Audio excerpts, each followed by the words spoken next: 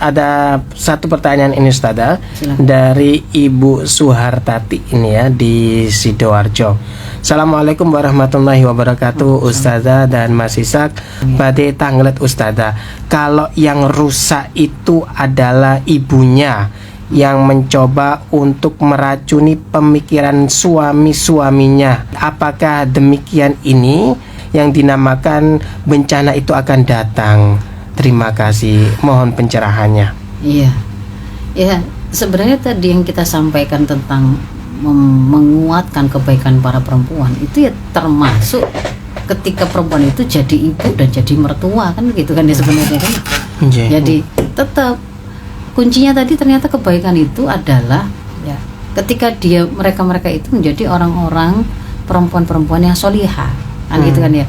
Nah, perempuan yang solihah tadi itu kuncinya adalah ketika dia itu berusaha mengikat amal apapun, dia mau ngomong apa, mau memberi bahkan gesturnya gitu ya, mau kelihatan marah atau meremehkan orang atau enggak, sampai amal apapun yang kemudian dia lakukan, cara dia menghiasi dirinya dengan akhlak yang seperti apa, dia memakai baju yang seperti apa, dia bertutur seperti apa begitu ya, kepada siapapun itu dengan tuntunan syariah gitu kan ya. Nah, kalau itu bisa dilakukan, maka mereka akan tampil sebagai pribadi-pribadi baik, perempuan-perempuan baik, sumber kebaikan dan memperbaiki. Akan memperbaiki Mas Isa. Jadi kalau dia itu nanti itu anaknya besar lalu anaknya menikah punya mantu, dia pun akan tetap menjadi perempuan-perempuan yang jadi sumber kebaikan, yang kedudukannya itu sangat dirindukan oleh anak-anaknya, yang dirasakan oleh para suaminya meskipun sudah berpuluh-puluh tahun berpuluhan tahun menikah itu tidak ada bosannya, tapi kan tetap merasa ini belahan jiwanya, partner terbaiknya, masih tetap terasa seperti itu. Bagi anak-anaknya, ibunya meskipun sudah tua pun itu tetap jadi inspirasi terbaik mereka, teladan terbaik mereka, doanya itu masih tetap sangat diharapkan, kan begitu kan ya? Enggak kemudian akan dijadikan sebagai musuh, sebagai pesaing dalam meraih perhatian suaminya. Enggak ada, kan ada seperti itu. Karena si perempuan yang berposisi sebagai mertua tahu bagaimana langkah yang harus dia lakukan, sikap yang harus dia ambil. Si perempuan yang sedang jadi anak dan menantu juga tahu gitu. Kebaikan itu karena sama-sama memegang Islam. Maka yang sekarang ini lepas itu, kalau saya mengamati dan mencermati apa-apa kerusakan yang tadi di depan saya tunjukkan, sampai ada para ibu yang lebih milih gak apa-apa suaminya zina daripada nikah poligami. Wah, berarti nanti itu kalau nikah poligami kan berarti harus berbagi nafkah, harus berbagi waris, harus berbagi perhatian. Tapi kalau sama PSK gak apa-apa, kayak gitu. Kok bisa sampai ada yang punya pikiran kayak begitu? Atau kemudian kok ada istri-istri itu yang lebih memilih mengabaikan anaknya dan menganggap itu bukan kewajibannya, tapi itu kewajiban asistennya. Karena kalau dia itu masih ngurusi anaknya langsung, mandikan, masakkan, juga ngedulang, itu berarti dia nggak diratukan gitu. Dapat dari mana pemahaman kayak begitu? Nah, itu tuh karena memang mereka tidak memiliki modal pemahaman yang benar. Pemahaman yang benar itu berasal dari tuntunan Islam. Kenapa kok kemudian itu akan menjadi tuntunan yang terbaik? Karena dia yang berasal dari zat pencipta manusia, baik laki maupun perempuan. Maka paling pas pasti aturannya itu. Nggak kemudian ada kepentingan, apa sih kepentingannya Allah yang bermain di dalam aturan itu? Ya tidak ada. Kalau aturan itu berasal dari pola pikirnya seorang perempuan dan seorang laki-laki, akan ada bias. Masing-masing punya kepentingan masing-masing.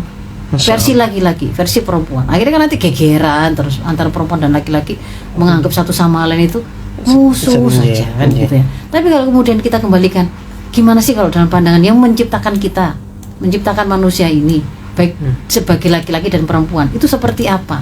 Ternyata kita mendapati pengaturannya itu sangat manusiawi dan adil. Maksudnya gimana?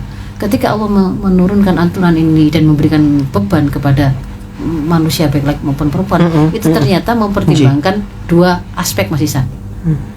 Ketika yang diberi beban itu adalah aspek kemanusiaannya, maka perintah Allah kepada para laki-laki itu sama persis dan perintah kepada perempuan. Adanya kewajiban sholat, larangan meninggalkan sholat, larangan meninggalkan zina, kewajiban untuk birrul walidain, kewajiban dakwah, kewajiban untuk ilmu, itu sama baik pada laki-laki maupun perempuan. Kalau kemudian ada yang meninggalkan, akan mendapatkan adab baik laki-laki maupun perempuan sama. laki-laki nggak berpuasa sama dengan perempuan yang nggak berpuasa. Laki-laki nggak sholat sama hukumannya dengan perempuan yang nggak sholat. Begitu. Itu ketika taklifnya dibebankan kepada aspek kemanusiaannya. Tetapi Allah pun juga meletakkan bahwa perempuan itu punya kekhasan aspek feminitasnya, laki-laki juga punya kekhasan aspek maskulinitasnya. Maka ketika yang diberikan bebannya itu kepada aspek feminin dan maskulinnya tadi, itu ada taklif yang berbeda. Bahwa pada perempuan itu ada rahim, ada sekelenjar air susu, kan gitu ya. Di situ ada amanah yang nggak ada di laki-laki yang tidak punya itu. Ada amanah untuk menjaga kehamilan, ada hukum-hukum tentang haid, ada hukum-hukum tentang nifas, ada hukum tentang persusuan, ada hadunah. Itu tidak ada pada laki-laki.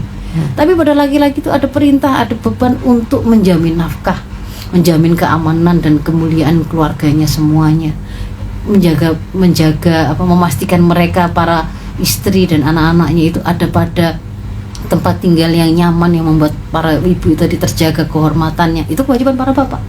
Memastikan itu ya. Kan begitu kan ya. Jadi di sini ini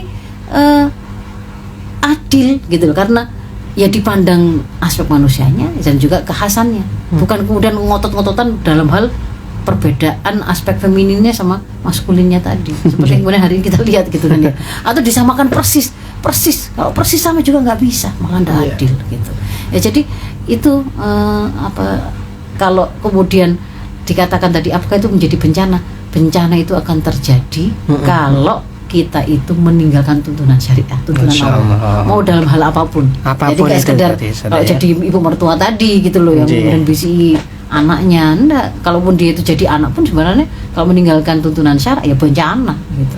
Dia single pun kemudian tidak melaksanakan hidupnya sesuai dengan tuntunan Islam, misalkan menjadi pezina, pemabuk, memakai narkoba, ya bencana gitu kan ya. Jadi disitulah kemudian pentingnya kita, kuncinya kebaikan itu sebenarnya memegang Islam. Islam itu karena dia jalan hidup yang sempurna, ya harus kita terapkan baik di dalam kehidupan personal, pribadi ya, keluarga dan bermasyarakat, bernegara. Kunci awal ya, langkah awal ya berarti harus mengilmuinya. Makanya jangan sampai ada keluarga-keluarga muslim atau muslim manapun tidak punya jadwal rutin ngaji, nggak boleh. Harus ada. Mungkin itu Mas Isa.